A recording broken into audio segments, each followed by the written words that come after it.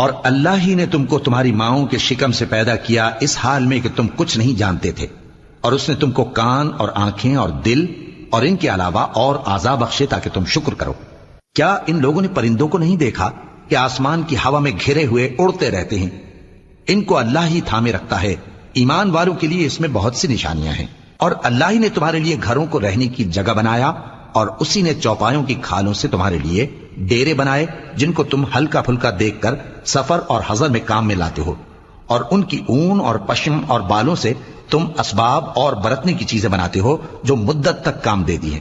اور اللہ ہی نے تمہارے آرام کے لیے اپنی پیدا کی ہوئی چیزوں کے سائے بنائے، اور پہاڑوں میں غار بنائے، اور تمہارے لیے کرتے بنائے جو تم کو گرمی سے بچائیں، اور ایسے کرتے بھی جو تم کو اسلحہ جنگ کے ضرر سے محفوظ رکھیں۔ اسی طرح اللہ اپنا احسان تم پر پورا کرتا ہے تاکہ تم فرمانبردار بنو۔ بس اگر یہ لوگ روگردانی کریں تو اے پیغمبر تم